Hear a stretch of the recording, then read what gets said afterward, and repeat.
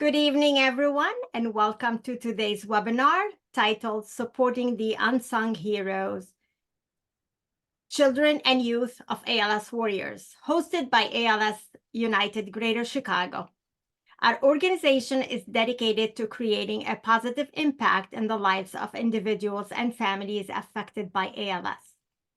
Tonight, we are focusing on a group that deserves greater recognition: the children and youth growing up alongside this challenging disease. Our program will explore the essential emotional, social, and educational support system that empower these resilient young individuals to navigate and thrive within their complex family dynamics. Before we start our presentation and introduce our esteemed speaker for the evening, please take a note of a few housekeeping details. To minimize the background noise, all participants will be muted throughout the presentation.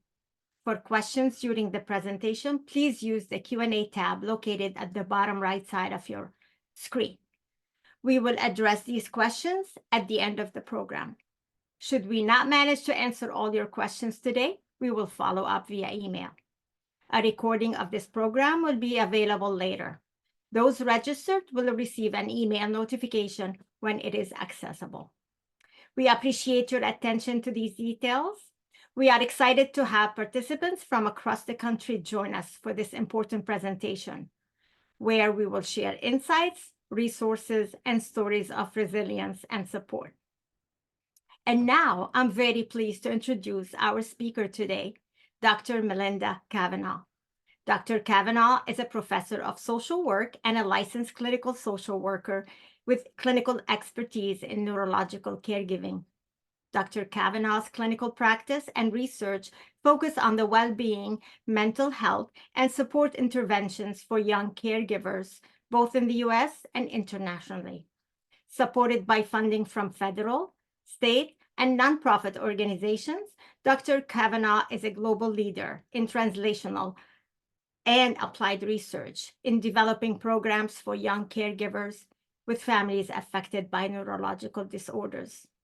Among her notable contributions is YCare, a comprehensive multidisciplinary protocol designed to equip young caregivers with essential skills and support in managing ALS, cancer, Alzheimer's disease, and autism. Dr. Kavanaugh is also the president of Global Neuro YCare, an international nonprofit focused on developing language and culturally accessible programs and support for children, youth, and families dealing with neurological disorders worldwide. This includes the animated short film, Loki and the Lights, which helps children and families understand and talk about ALS. Please join me in welcoming Dr. Melinda Kavanaugh. Hi, Joanna. It's so good to see you. Thank you so much. It's always slightly awkward to sit there and listen to someone chitty chat about you, but it is absolutely my pleasure to be a part of this conversation series with ALS United Greater Chicago. It is always an absolute gift for me to be able to talk about the children and youth that I work with and have worked with for so many years across different organizations, different locations, and different countries. So again, it's an absolute pleasure to be here. I'm going to talk about not only some research that I've done and some other colleagues have done, but we're also going to delve into some support programs, some support services, resources, and I hope that that sparks conversation. I'm very happy to have kind of a Q&A at the end. If things come up after the webinar, you can always email me. My email will be at the end. But I do hope that through the course of this conversation, different questions or comments or suggestions or just ideas or experiences, your family experiences come up, because I would love to talk about those. So I'm going to jump right through this slide because Jumana did a phenomenal job telling everything about me. But it's just really important that I share with everybody that I do come at this topic from a clinical perspective, being a clinical social worker, working with families initially in Huntington's disease, doing home visits, being in the nursing homes, being in the hospitals, that is where I first really started to understand how disease in the parent, in the grandparent, and whomever that adult is in the home, how that really impacts the child, and not just in their health and their well-being, but in that these children and youth are very often involved in caregiving. They often have little information about the disease. And so if there's one thing I can really punch up is that I do come at this topic with clinical expertise, in addition, obviously, to my academic and research training. So I always think that's an important thing to say. So as we start talking about this topic and we delve into children and youth, it is critical to situate this conversation using the words of the children and youth themselves. And this is a quote. I use it if you have heard me give a lecture or give a talk, you've probably seen this quote. It is a quote that has stuck with me since one of the very first interviews I did when I was interviewing children and youth who are caring for a parent in Huntington's disease for my doctoral dissertation. And she says, if someone says, how's your mom doing? I'll say, she's doing all right. But maybe it'd be nice if someone asked me how I was doing, like, because I would have an answer. And I'll tell you right now, this young woman told me a profound story of not knowing what this disease was, of feeling empty and lost, feeling like her parents weren't sharing anything with her, and yet at the same time watching her mom progress and requiring care and hands-on care and active care. So she embodied all the things that I like to talk about that are so, so critical to this population. Understanding the disease, having open, communicative conversations with your parents, talking about caregiving, getting support from your family, and getting support from other peers and other individuals in your life. And so I am filled with gratitude that she shared her story with me and that we can have this as part of our conversation today. So what do we know about families and illness? So I won't belabor this, but the truth is there is a lot of research out there. Again, we want to come at this with a very research-driven, informed backing. And we know that when there is a significant illness in the family, there are elevated levels of depression, stress, social and peer isolation. And let's remember that when we come to some of the other things that we're going to talk about later on in this webinar. We also see decreased academic performance in children. And what just this first bullet point tells us is that living with illness in the family affects main primary areas of children and youth's lives, including their mental health, their physical health, their social health and well-being, as well as their academic performance and well-being. We know that these issues are found across disorders. So that doesn't mean that this is isolated to families in ALS. It also doesn't mean that this is isolated to families who are living with mental illness or substance abuse. We know that children and youth are not always told the details, and that lack of information really highlights anxiety, fear, and a lot of guilt in children about why they weren't told. Were they not good enough to be told? Were they not trustworthy? We also know that children and youth tend to exhibit poor coping skills, which means that they have these kind of difficulty regulating their own behaviors and their own emotions. They often have a lot of guilt and responsibility, and it's hard to kind of regulate and understand that because they're also not told enough about the illness. So all of this shows is that children and youth need to have actual correct information about the disease, and they want to hear about it from the person with the illness. So we're going to talk about how do families talk about, or why do they talk about illness? And what we know is that a lot of families actually don't, right? And if you're a family on this call, there is absolutely no judgment, because living with an illness is so overwhelming. And so if there's one thing I can say is give yourself that grace, give yourself that comfort and that respect to know there's a lot going on. And so hear these slides, hear this conversation as a way of support, as opposed to a way of you're doing anything wrong. So please don't take it that way. I encourage you to hear this as a way of support. But what we know is that the reason why a lot of families don't talk about it is that they fear this being emotional. And we in society often do a terrible job of showing our emotions, whether it's to our children, our friends, our family, our coworker, whatever it is. This fear about being overly emotional often inhibits the conversation.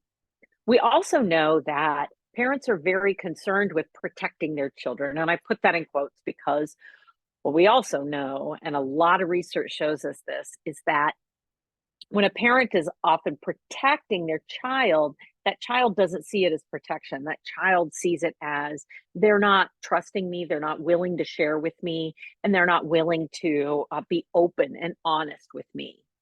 Something that also really influences family conversation, and this is something that doesn't get brought up enough, is the cultural expectation. So what does our culture say about what we should or shouldn't say? A lot of cultures believe that talking about illness is very taboo in a way, or very lack of respect for that person with the illness. We also know that oftentimes people don't talk about the illness because they themselves don't know enough about it, right? So it's hard to say what's happening with this illness when I myself am not even sure what's happening. So all of that, the reason why we have this arrow is that it comes to this kind of head in that children deal with illness directly related to the way that their parents and the family member with the illness cope. So we know that when parents are educated, supported, they have strong coping skills, they feel confident, they feel like they have information, that translates into how well the child or the youth is able to kind of manage that conversation and deal with it.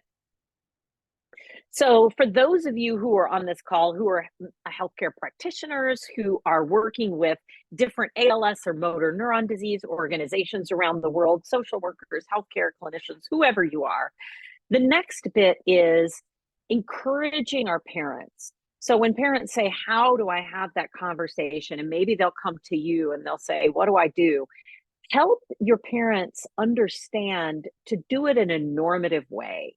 So when you're already talking to your kids about a TV show or even hanging out at dinner, something that is very calm and very normal, that isn't like, I'm going to sit you down and have this important conversation, because that brings a level of anxiety and a level of, I have to do it perfect. And if you don't feel like you do it perfect, then you feel like you've defeated, like you've done something wrong, and it can really affect the way the child hears that conversation. So think about it being less of a big talk, but just bringing up, hey, I don't know if you've noticed, but, sometimes my hand doesn't work the right way. Do you have any questions about that? Or you might have seen that I've been talking to a lot of doctors, and there's a lot of things going on, and we'd like to share that with you. Do you want to just talk about it now in front of the TV or at the dinner table? Don't assume that they won't be listening, right?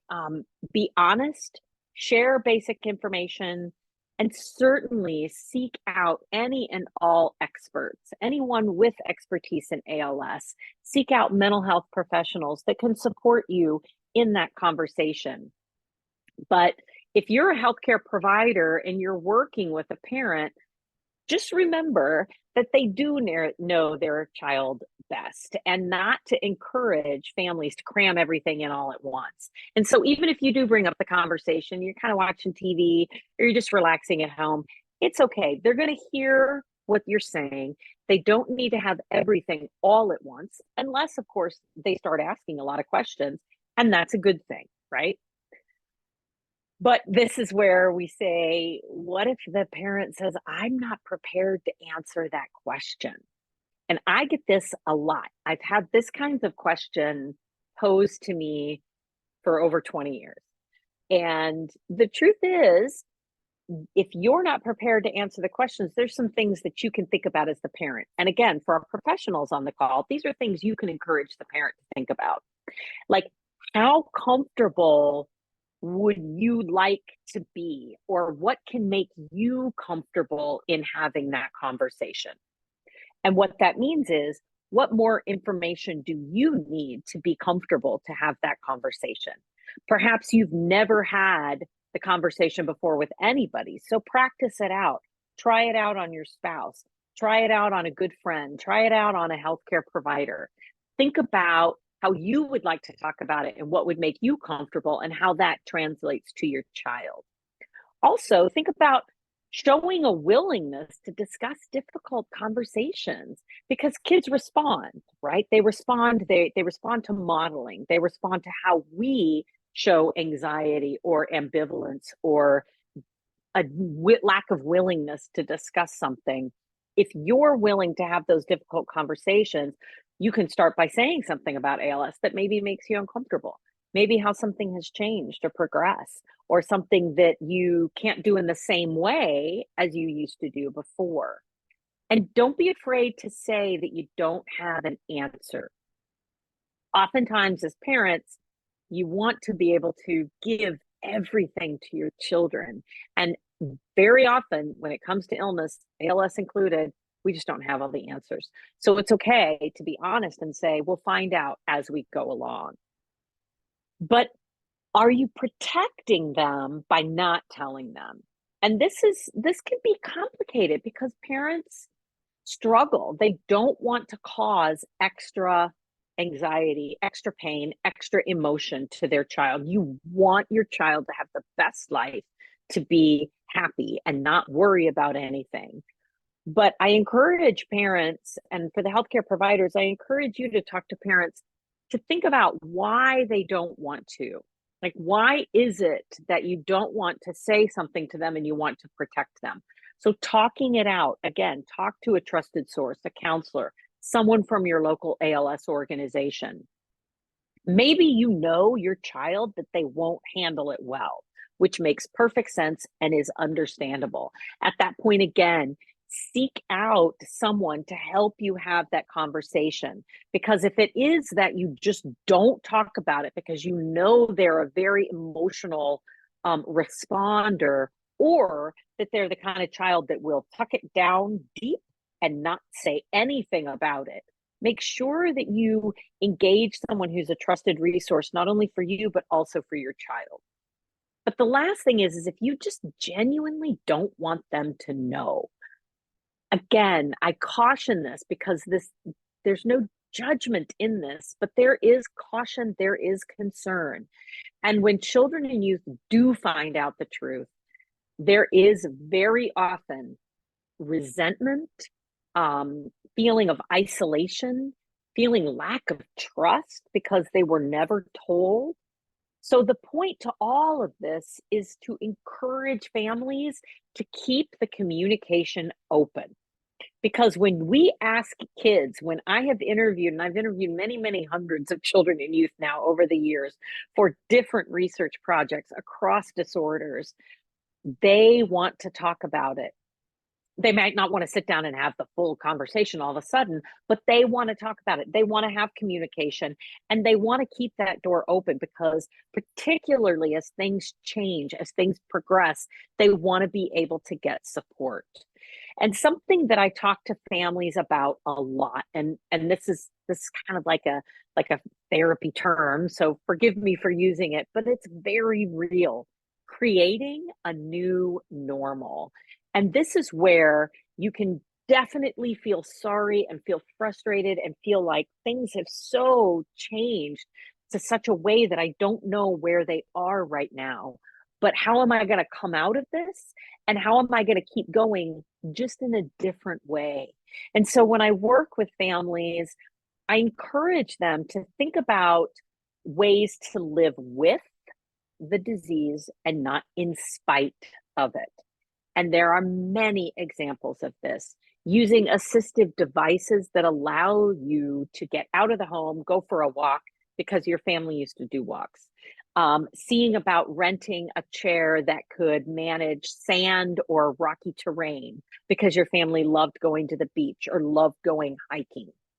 Adapting to augmented communication devices because you want to be able to share the stories that you read your child at night before they go to bed. So the process of letting go of what you've lost, but gaining what you're able to do just in a different way creates that new normal for the family. And by the adult doing it, we're highlighting that the child can do it as well.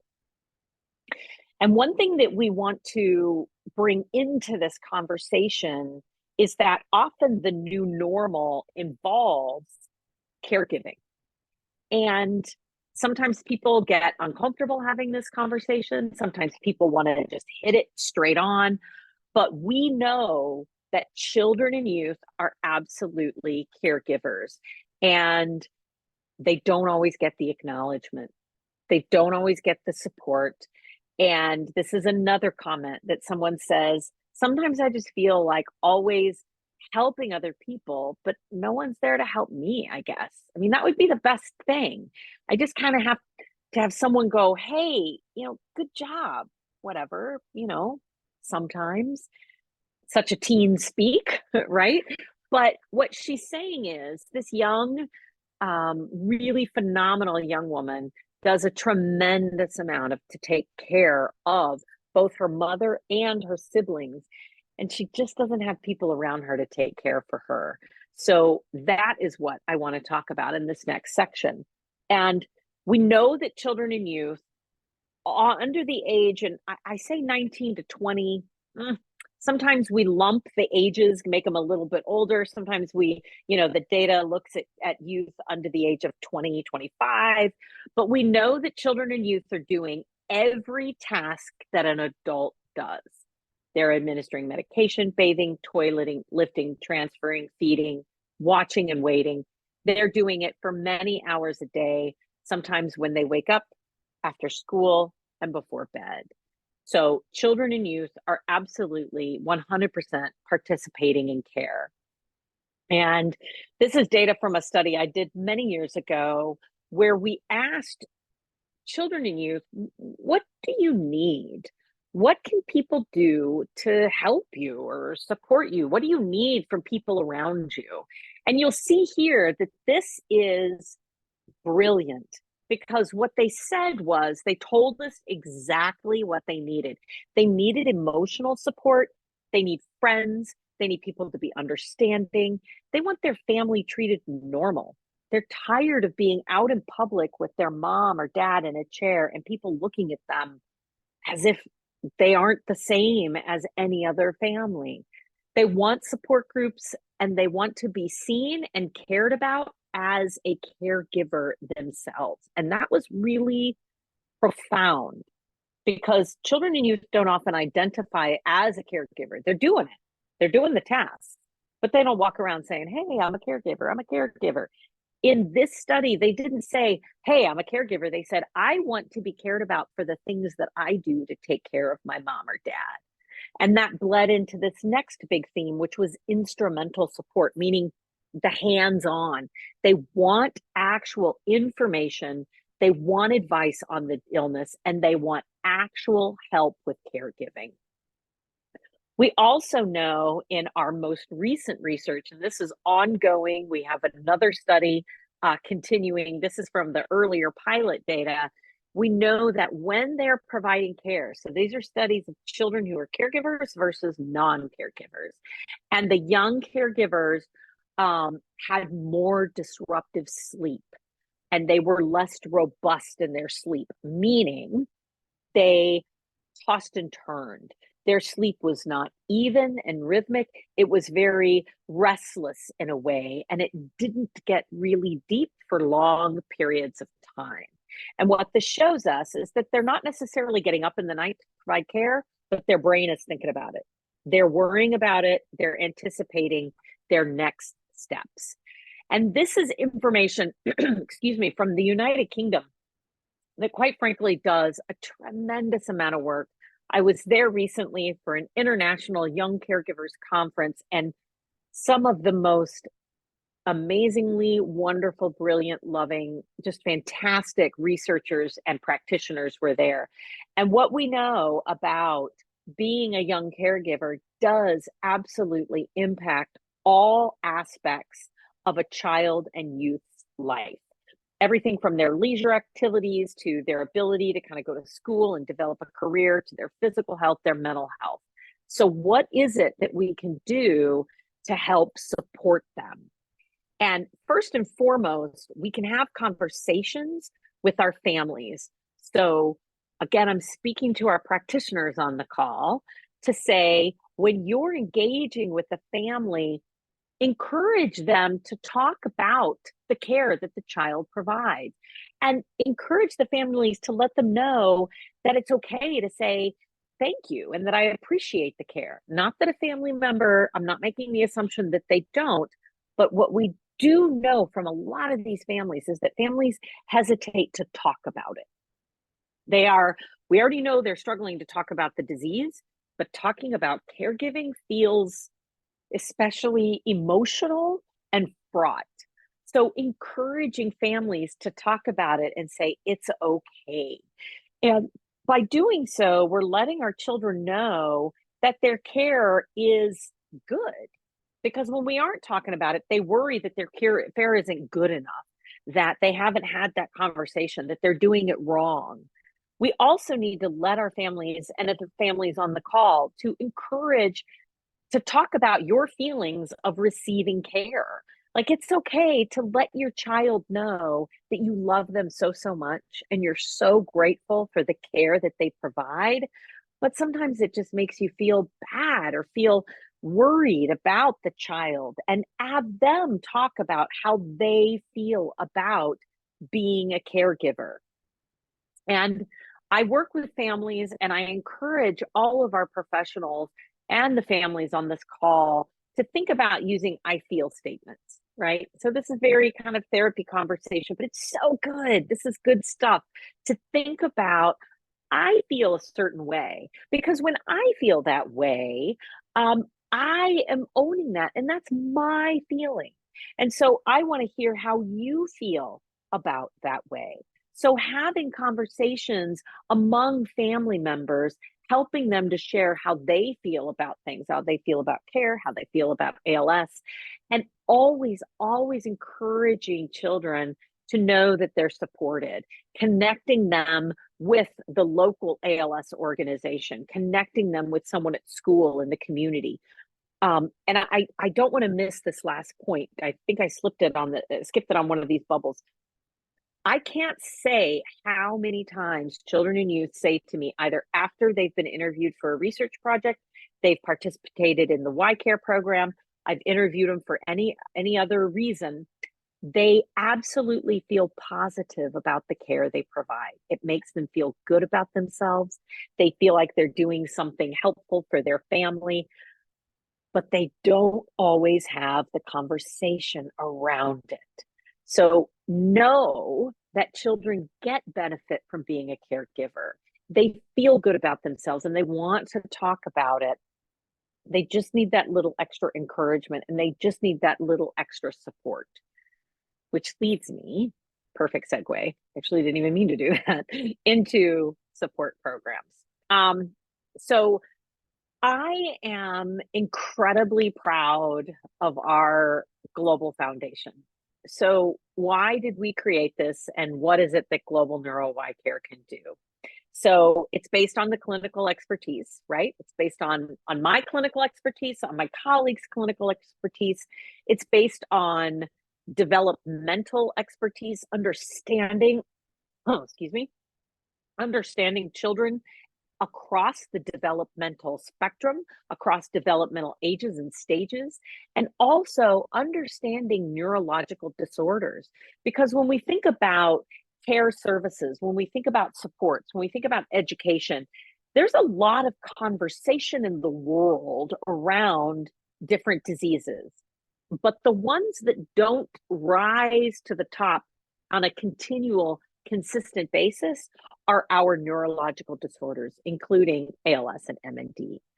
So in creating Global Neuro YCare, it really was about focusing on these neurological disorders and building on these really wonderful, long-standing partnerships and international collaborations that are part of academic, community, and industry.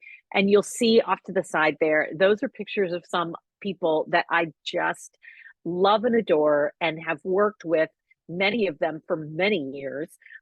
There are people from Colombia, there are people from the Netherlands, there are people from South Africa, and there are children at the bottom who have given so much to help us start this foundation, who have responded to, what do you think? What do you need? What kinds of supports? How can we build this? And this was definitely guided and created by their feedback, by their thoughts and their needs. So our mission is, we're an international nonprofit. We are based in the US, but our mission is to engage organizations, all organizations. So our goal is to partner, to develop education for children, youth, families, and professionals, and provide support programs specifically for young caregivers. And our tagline is across the globe, across neurological disorders. We are so proud of some of the partnerships that we've developed, and Jumana and I were just talking before this webinar, and I'm so excited to be partnering with ALS United Greater Chicago, because you can't do anything alone. And I've never operated out of that. And I think that when we continue to push the boundaries about how can we support families and children, it is about partnerships. So a lot of these organizations that I have listed here are translating materials to different languages and different cultures, have helped us participate in creating different educational materials, including Lukey and the Lights, but also how to talk to children around genetics. And I'm so thrilled to be working with particularly ALS Canada on that project. So one of the support programs that we support at Global Neuro YCare, and if you're on the call, maybe you've participated in it, we have done it in, I think we're at 17 locations around the US. We've also done it in South Africa. So YCare is an education support, peer engaged program for children and youth in families with ALS, Alzheimer's related dementia, autism, and we're now getting ready to test it in children and families who care for a family member who is a military connected or a veteran individual. And what we do in YCare is kids move through different modules and they work with professionals who have gone through a training on the YCare program to where they learn how the correct way is to do certain things, right? There is a correct way to put on a gait belt. And so what they do is they get to kind of try it out. They get to touch anything in the room. So for example, we'll have a basic care room and there are devices to help with transferring, dressing, toileting. The physical therapist, the occupational therapist, they're there in the room to guide the children, to ask questions, to kind of say, are you doing this? Are you not doing this? Let me help show you the right way to do it. And then the kids get to turn around and teach it back to that professional. We have modules on communication and feeding, which is particularly profound in our ALS community, so that what the kids are able to do is they're able to try out eating foods in different textures and different consistencies, not using their tongue and not chewing, and seeing how difficult that is with some foods versus others. We have opportunities for kids to try out different assistive devices. And this is incredibly helpful because they'll see it in their home. They know their parent is using this particular device, but no one's really ever talked to them about it. So they're afraid to be around it. They're afraid to touch it. They also don't even know how it works. So what we do is we let children actually try on a respiratory mask. And what does that feel like to have a BiPAP breathing for you? But also built in, we have support conversations facilitated by social work professionals, facilitated by care staff who help walk through some of the more kind of complicated issues that children may or may not be having as they deal with ALS. It's delivered in small, peer-engaged groups. We believe really strongly, and this was because we've tested it out many, many times through trial and error, that we do it in small groups to where children can develop those peer relationships, because we know so many of our children and youth don't have friends who understand what they're going through. They don't have those like friends. So it helps them know they're not alone. It gives them opportunity to share their stories, how they're dealing with the illness, and laugh. You would be, oh my goodness, it's so much fun. We just did it in Seattle with the ALS Association Seattle chapter up there. They were just absolutely wonderful. Lots of laughter, lots of engagement. The children get handbooks. The providers go through a training and the providers get a handbook. Like I said, we've done it in different populations. These are some of the healthcare providers who I could not be more proud of to work with. In the far left corner, those are some of my amazing colleagues in South Africa. Right next to them are two fabulous colleagues here in the city of Milwaukee who have done the YCare program in Alzheimer's and related dementia. We have two fabulous speech therapists in Massachusetts. Then we have an occupational therapist in Colorado. And at the bottom, the whole team in Seattle. So we work with a variety of different organizations, locations, and really, really excited to be able to help kids understand their care experience and get support. And I don't have a slide on it. I apologize, but we have published data from the YCare program. So it is an evidence-based program. It is a program that is informed by the feedback from the children, from the practitioners, just so you know, and I didn't have that slide up here, but this is a response from a parent who said they just wanted to thank us that their child attended the ALS conference and the kid caregiver program, which was YCare. Since he participated, they actually see him being more confident in helping his dad, which has really helped him process everything.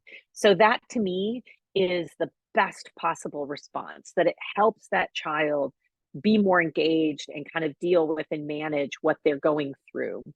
We also have a whole series of books, and you'll see that many of them have been translated. The graphic novel over here has been translated into 9 languages. So if anyone on this call is interested, all of these books are available at our website, which is Global Neuro YCare, all one word.org.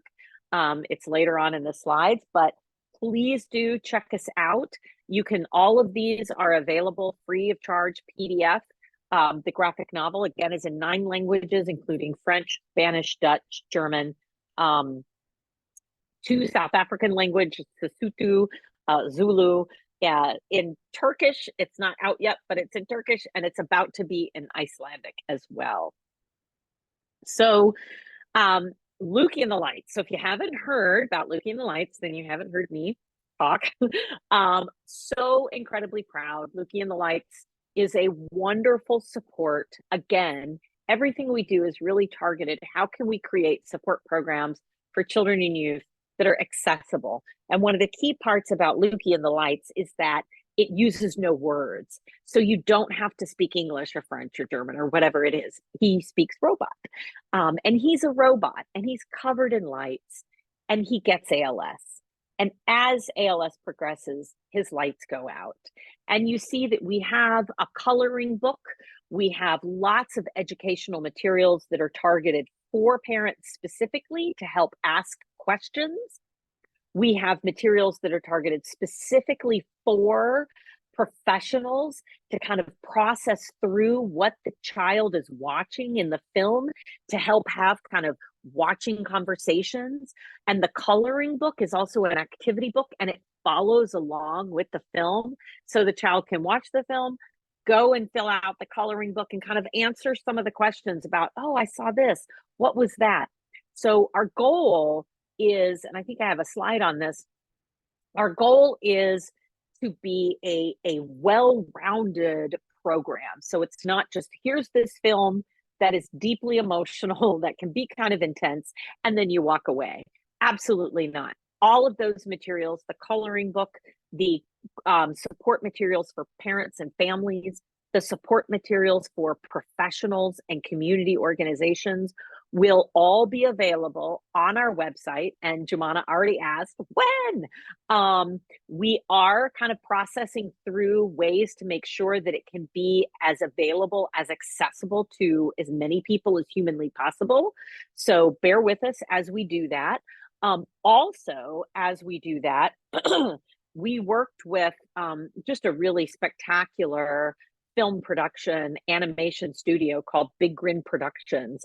And in doing that, we've actually submitted Lukey and the Lights to film festivals. I don't know if you've seen our social media. Follow us on social media, Global Neuro YCare. We are in lots of film festivals, and the thing about going to film festivals, and I've only gone to a couple, but the thing about film festivals is people aren't there. It's not our ALS community, right? It's just people. And so many people come up to me afterward and say, I knew someone who had ALS, or I had a teacher, or what is this? Or how are we doing this? The amount of reach just going to a film festival is pretty impressive. I apologize, I'm not talking about the slide, but I don't want to miss the fact that Sasha and Anyo created Lukey as a way to teach their children about ALS. They are a brilliant couple. They're from the Netherlands. They've absolutely become family to me. Sadly, Anyo passed away not that long ago, but he is all over this film. And we are so proud of it. We got support from, the ALS Netherlands, the ALS Association. So check out our website, Global Neuro YCare, and we will be able to have not only all those materials, but eventually the film available. I'm going to end my talk. Yes, I'm almost over. I feel like I have talked quite a bit. I want to have time for question and answer or feedback or thoughts. But I'm so grateful when families respond and give us their thoughts and give us their feedback, because we think about ALS as being something from the patient's perspective, but children are very much involved, and illness affects the whole family, whether it's ALS or cancer or whatever it is.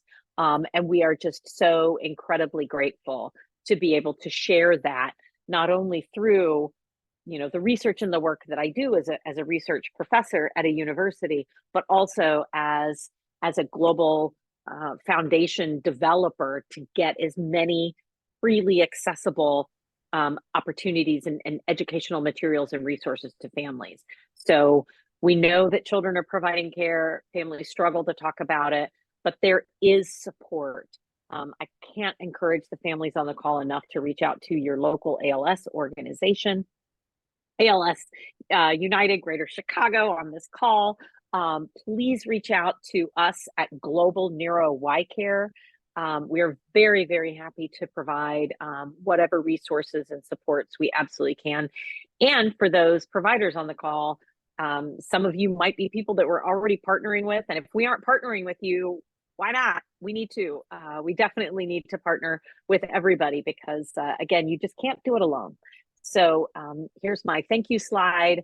All the people that I work with all the time around different places around the world that I'm incredibly grateful for the research. That is my email. You may email me at any time. I'll keep it up here for another minute.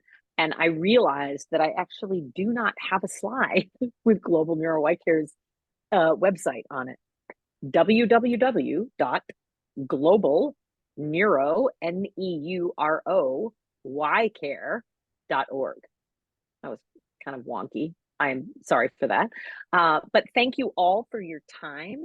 That is the end of my talk, but it's not the end of my time. So please do ask questions in the Q&A, and I will stop sharing my screen and bring in Joanna.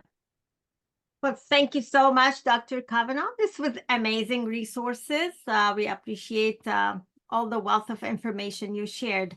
I don't see any questions typed in, but I do have a couple. We can start with those until somebody speaks up. You covered quite a bit. So a bunch of the questions that we had before, I think those were covered. I do have one question about at what point should one consider seeking professional psychological help for their children? And what should they look for in a therapist or a counselor? Oh, gosh, that is such a good question. Well, first of all,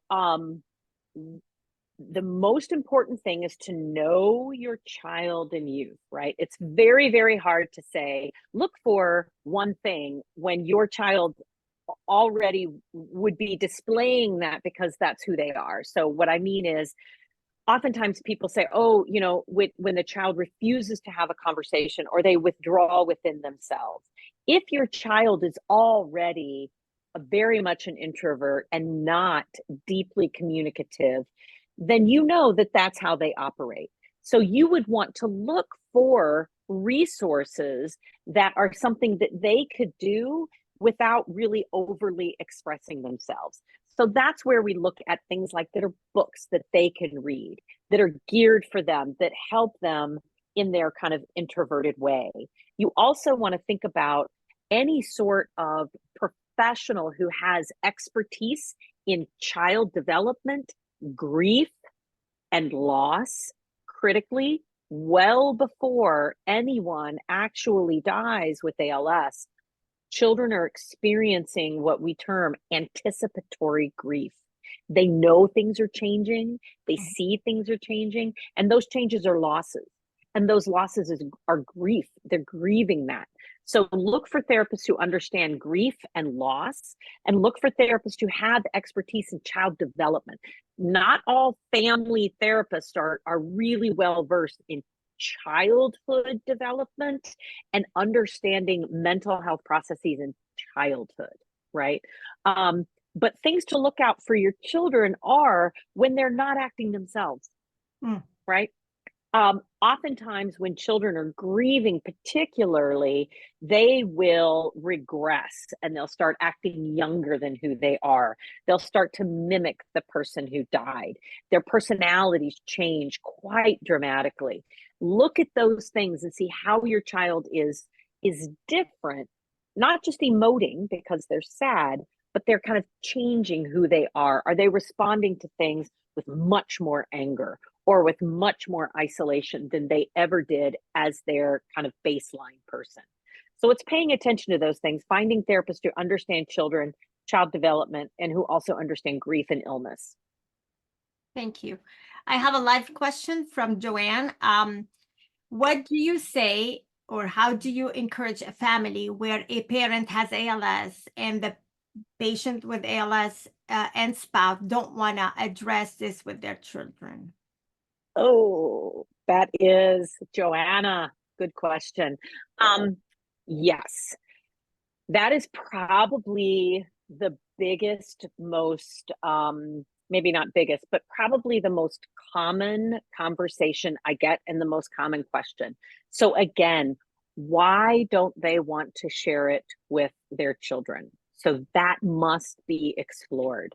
Are they afraid of their own feelings? Then they deserve to be able to get support for their own feelings and understanding what their own grief and loss is, right? Are they afraid that it's going to harm their child by talking about it? And I will tell you, I will absolutely repeat myself. Keeping things hidden from your children in the end is not beneficial, because children see things, they know things, internet, say no more, right? Kids catch on to things, they know changes, they see things that are changing. And if we aren't willing to share with them, even if it's an emotional share, even if it's really difficult, they need to know that they're part of that, that they're trusted and that they're supported. And I encourage the families to think about why they don't want to. And if they truly think that they're protecting their child, push back on that. What is it that they're protecting them from? Because they're in a family where someone is going to die with this illness. It's brutal to say it like that, but it is abundantly true. And they deserve, everybody in that whole family, the whole family deserves all the support humanly possible. And so by saying, I don't want to talk about it and I'm not going to talk about it, then you're not opening the door for support. It's a really, really good, important question. Thank you. There is another question from Diane. How has YCare evolved since the first sessions of ALS Symposium in Milwaukee? Diane, I love Diane. I'm sorry, Jumana. I'm so excited to see Diane. Diane's one of my Milwaukee people. Diane was absolutely part of those very early trials. So how YCare has changed. So I don't know if you remember this, Diane, but at the very beginning, we were just like, what do we do? Do we put kids in a room with a whole bunch of services, with a whole bunch of support things, and just let them ask questions? No, that's not the way to do it. What has changed is we've become much more structured. The training for the professionals is much more structured and intensive, because we found really early on that professionals, just because they serve families with ALS, they don't know anything about teaching kids, and they don't know anything about kind of engaging with kids. So how it's changed is the professional training is much more structured and much more robust. What also has changed is that we've added more modules, and we have opportunities to talk about, and sometimes this is controversial, but talk about things like pressure sores and wound cares, to talk more in-depthly about end of life and mental health issues. So those are some of the ways that YCare has changed over time. It's good to see you, Diane. I have one more question, and then we probably should wrap up. Can you provide some guidance or resources for long-term planning to ensure children of individuals living with ALS are supported emotionally in the future? Not just... Oh, so resources for long-term planning? Yeah, so I want to make sure I answer that correctly. Is the question about long-term planning and in kind of engaging the children in what your wishes are long-term? If so, absolutely. I've actually done some research on that, where children want to know what your end-of-life wishes are. They want to know, should something happen, do you want a feeding tube? Do you want to be use a trach? Do you want your heart restarted? Those are intensely deep conversations, and as adults, we should frankly be having them with our family members, because we never know what's happening. But definitely, if you're thinking about long-term planning in that way, absolutely. Maybe not your littlest children, but certainly kind of your middle, tween, and older adolescent children, absolutely have those conversations, let them be a part of it, and let them know what your long-term wishes are. I hope that was the angle you were taking. I think that's what the question was about. Okay. I have one more question live. Do you have any suggestions for families with multiple children, specifically the older children caring for the younger ones, for the younger siblings? Yes, absolutely. No, that's such a good question. And that we frequently see that. So actually one of the resources, so we have a couple different resources that we're working on in process. And one of them is doing a whole series, an educational series for healthcare providers on helping them on how to talk to families about their kids, not just how to tell, not just directly to the parents, but to the healthcare providers. But another one is helping families find and engage with resources that give that older child the respite, right? Because what we're seeing is that those older children are actually that sandwich generation, if you will, right? If you think about what we know about adult caregiving, some middle-aged individual has an older parent that they're caring for and their child. We're seeing that with our teenage and young adult. They're actually providing care for both their younger sibling and their parent. And it's interesting that a lot of those sandwich resources for our adults are very much applicable. One of the books we have, it's for young adults and it addresses this topic as well. But there's much more resources that we're working on in Global Neuro. Yes. Wonderful. Thank you. Oh, hi, Christy. That's nice. Thank you. And Christy would like to thank you for all you do in this space, and they appreciate you. So I think that wraps up our event for tonight. We hope you found tonight's program insightful. A heartfelt thank you to our exceptional speaker who dedicated her time to share her expertise and knowledge with us this evening. We are also grateful for all of you for participating tonight. As we prepare to log off, please remember that you will receive a recording of tonight's program via email. If you have any questions that were not addressed during the session, do not hesitate to reach out. We are committed to responding to your inquiries promptly. Wishing you all a good night, and please take care. Oh, it's my pleasure. Thank you, everybody. Bye-bye. Thank you, Jumana, for everything.